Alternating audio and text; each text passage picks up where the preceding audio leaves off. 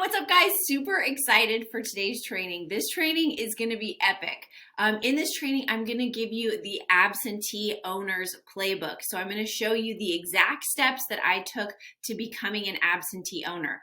What's great about being an absentee owner is that you're at your gym because you want to be there, not because you have to be there. And this means something different for everybody. So whether you want to be like me, where you move away from your locations and you only visit them in very short intervals, or if you're somebody who still loves being at your gym, you want to be there every day, but you want to be there on your terms. Again, not because you have to coach sessions or because you have to call leads or you have to do fill in the blank. So before we get into the nitty gritty, I'll just give you a quick overview. I ran multiple locations from home. So I ended up deciding what was best for me and my family was to move out of the San Francisco Bay Area. I moved 3 hours away from my locations and I got it down so I was really only visiting my locations in person once a quarter. And I was spending about 10 hours a week managing them remotely. Now, of course, this didn't happen overnight. It was a long journey and process that I went through in order to get there. And I'm going to tell you exactly what I did so that you can replicate it and do it too. All right, so you might be thinking to yourself, yeah, Laura, that's awesome. That's great for you. But hey, I'm the face of my business. So how am I going to transition out of that? And I was the face of my business too. I'm going to tell you exactly how to overcome that obstacle. Or you might be thinking, hey, I'm the very best at sales. If I'm not there to do the sales, who's going to do it for me? Or I hear this one a lot. I'm the very best coach. Like people are going to be angry and upset if I'm not there. So again, I'm going to show you how to overcome all of these hurdles. But the most important thing to remember, and I'll reiterate this again and again, is that it takes time and that's okay.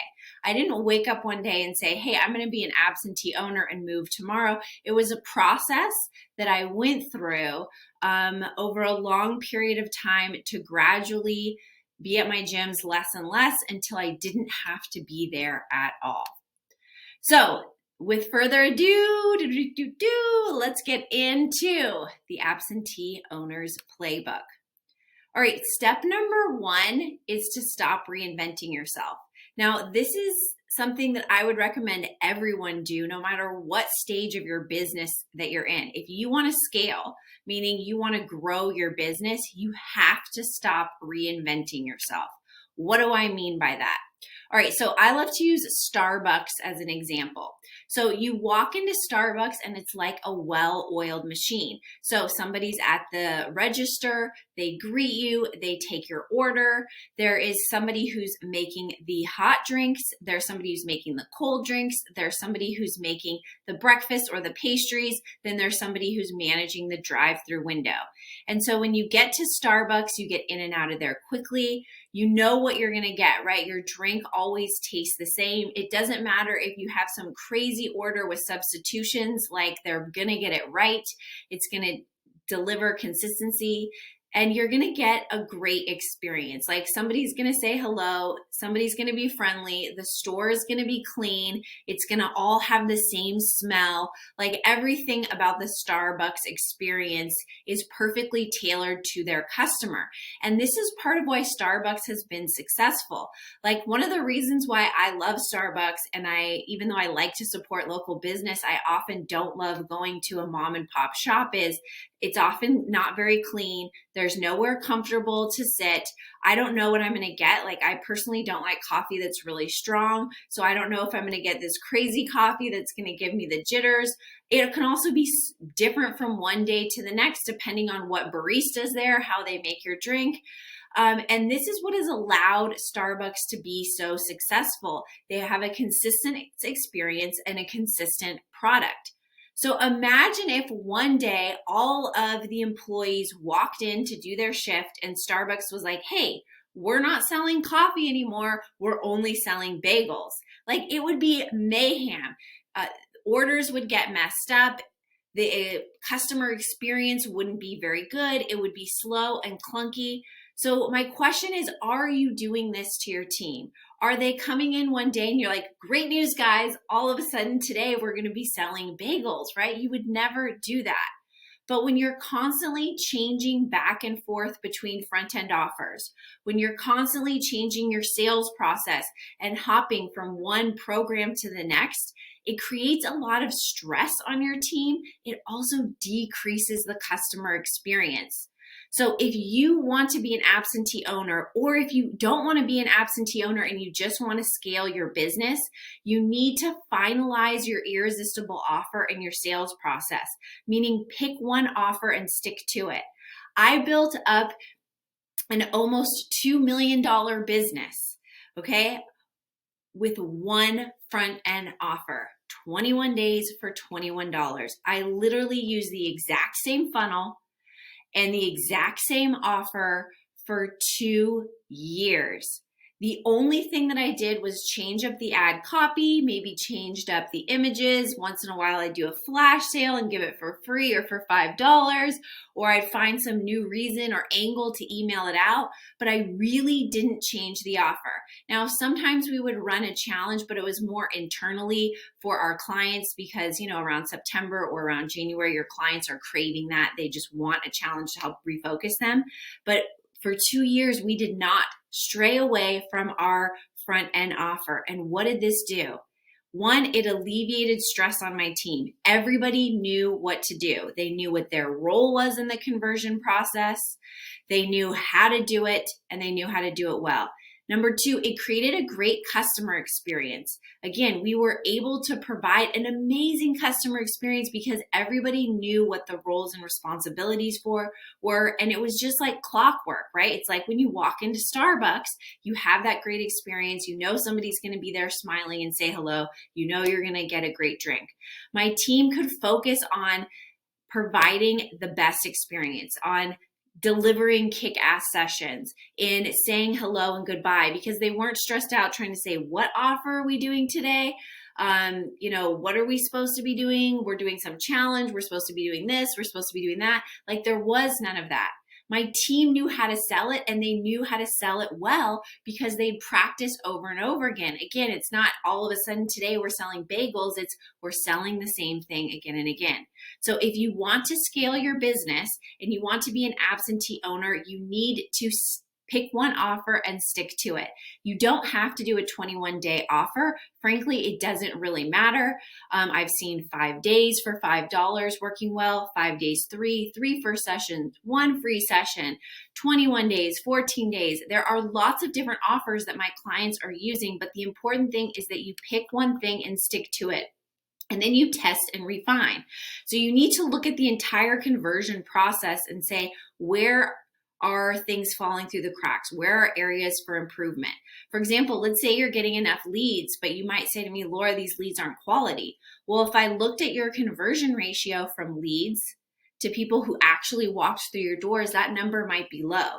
So what that is telling me typically is not that you're not getting quality leads, but that your follow-up process needs to change, right?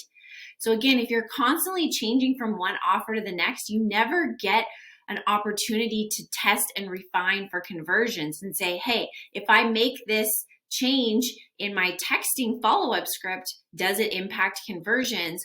Or am I just completely throwing everything out and trying a whole new program? And if that doesn't work, trying something completely different. So pick one thing, stick to it, then test and refine, keep testing and refining, making small changes until you've optimized for conversions and you know consistently, hey, I put this much money in to advertising and I get this much money out, and it's a consistent, repeatable process that you can do again and again and again. Okay, step number 2 is to have red carpet standards. So again, going back to Starbucks example, all Starbucks have a look and feel, and you're going to get that same experience. So what is the experience that you want your clients to have? I'm wearing a YOLO bar shirt, one of our clients, right? And she said, when people step in, I want them to smell like YOLO bar, right? It's kind of like if you walk into Abercrombie and Fitch, it smells like Abercrombie. So what is the look? What is the feel, right? What are the relationships that you want them to have? So what are the interactions that you want them to have with your team? What are the interactions that you want them to have with your other members? Like, you need to sit here and think about this kind of stuff. If you don't know what a customer experience is supposed to look like, how is your team supposed to know and execute on it? And this is a really important step in becoming an absentee owner. So for those of you who are saying, yeah, I'm the best coach, what you need to do is figure out what makes you great. What makes people love you over any of the other coaches? I guarantee it's not something special that you're doing in your exercises. It's not your programming. It's the way that you're making people feel. It's how you're coaching, the way you're saying the words, how you're conducting yourself during a session, the eye contact, the personal conversations, right? So what I had to do is really sit down and look and say, not really what made me great, but honestly, I had this amazing coach, Andre, that everybody loved. He was the favorite. And I sat there and I watched him and I said, what is Andre doing that my other coaches aren't doing? How can I document that? How can I make a process around it so that other people can emulate it? So if you're thinking to yourself, hey, I'm the best coach, what you need to do is thinking, what makes me great and how can I transfer those skills to somebody else on my team? Hopefully this is making sense. Which leads me into step number 3, which is creating a culture of feedback. So once you've established what you want things to look like, you need to constantly be giving feedback to your team so that they can rise up to your level. When you have a culture of feedback, it's just part of your gym. So it's no longer, hey, Laura's only coming to me when I'm doing something wrong. It's, hey, we're going to meet once a week, or I know I'm going to meet once a month, and I'm going to get specific communication about what I'm doing well and also what I need to do to work on. Now, if you want to be an absentee owner, this is especially critical because you're probably not going to be the one who's providing that coaching for your team. So if you don't have a process for leveling up your team, how do you expect a manager or somebody else to emulate it? And one of the things that I really like to think about in my up-leveling process is how can I get my team to self-realize? So for example, for my coaches, a really helpful tool is I have them videotape themselves once a month. I have them watch it and them tell me, hey, these are the things that I'd like to improve on. Frankly, I don't even watch the videos. But how much more invested will someone on your team be when they've come up with the things they need to improve on themselves? So what typically happens is they're like, oh gosh, I didn't realize I was standing like that. Or, oh gosh, I didn't realize that I was saying the same thing over and over again. That's annoying, right? But it's different when it's coming from themselves than when it's coming from you as the manager, and they're going to be far more invested in making that change. So how can you level up your team? Do you have a system and process in place for coaching people up? Okay, and then the next thing you need to remember is that leaders are made, not born. So if you want to be an absentee owner, if you want to be a multiple location absentee owner, you need to breed leaders. It is very challenging and very expensive to try and hire a leader. The very best managers that I've ever had weren't people that I hired externally. They were people I promoted from within. They were a member that started out, that then was an admin, that then became a sales manager, that then eventually was managing my entire location, or someone who started off as a coach that I promoted them to a head coach, or what I call the facility leader, right? So leaders aren't born, they are bred. It's just like you yourself. You probably started off as a one-on-one trainer or doing something in the fitness industry, and you took the time to invest in yourself to become the leader you are today. You read books, you went to seminars, you hired mentors and coaches. So if that's what it takes for you to be a great leader, why aren't you providing that for your team? So great leaders need to be bred, and especially if you want to grow or be an absentee owner, you need to constantly be working on not only growing future leaders that you can promote in case somebody leaves, but really making the leaders that you have in place today great and giving them the skills that they need to be effective. All right, so the next thing that you want to do is to empower your team. So you're not going to always be there to solve problems as the absentee owner. And you don't want somebody always running to mommy and saying, hey, here's this problem. How do I solve it? That doesn't give you freedom from your business. That makes you tethered to your business, because inevitably when you go on a trip or a vacation or you're trying to volunteer in your kid's class, your phone's going to ring with an emergency. So I empowered my team to make decisions. I started asking questions. How would you solve that problem? Or what do you think we should do in this situation? And sometimes they didn't give me an answer that I liked, but I said, hey, that's a great thought. What about this? Or have you thought about that? Or could this be a consequence of that? And eventually it wasn't, hey, Laura, we have this problem. How do we solve it? Eventually it became, hey, Laura, here's what happened. Here's the actions we took. It resolves the issue, just wanted you to know about it. And that is how you get complete freedom from your business, so that you are no longer tethered or shackled to it.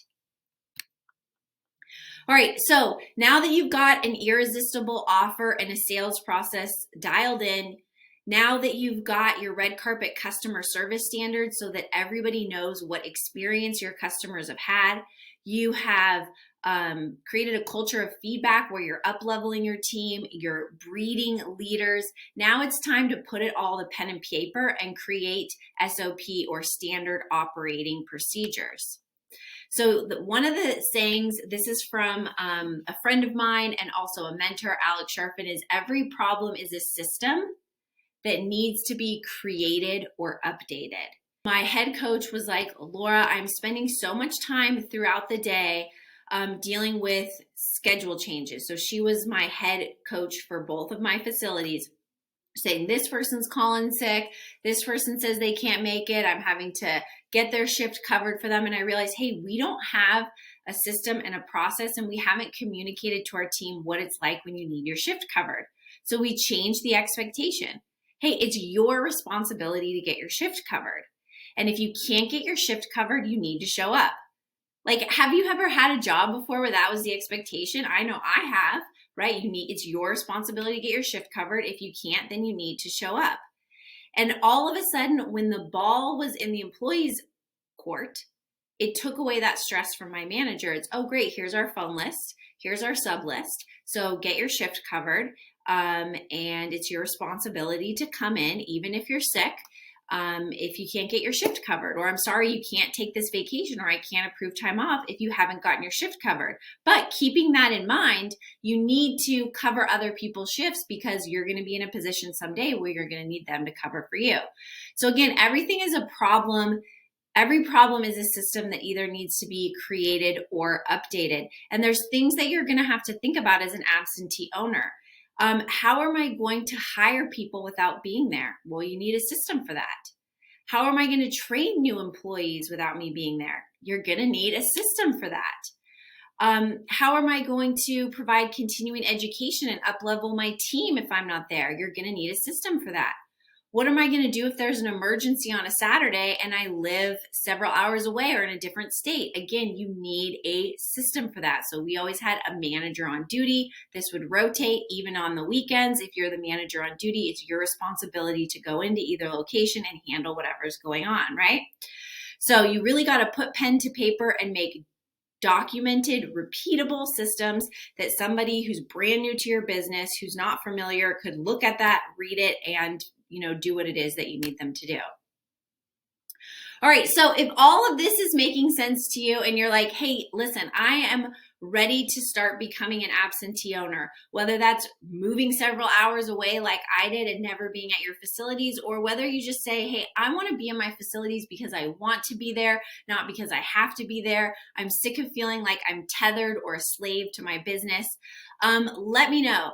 there is a button down below. It will open up Facebook Messenger. You can send me a message and I'd be happy to give you some other helpful information. If you're watching this in the Facebook group, you can simply write a comment down below. However you're tuning into us today, if you're on YouTube, again, there'll be a link that you can use to send me a message directly. All right, guys, I hope you found this information helpful, and I look forward to seeing you back in another training with more tips to grow and scale your fitness business.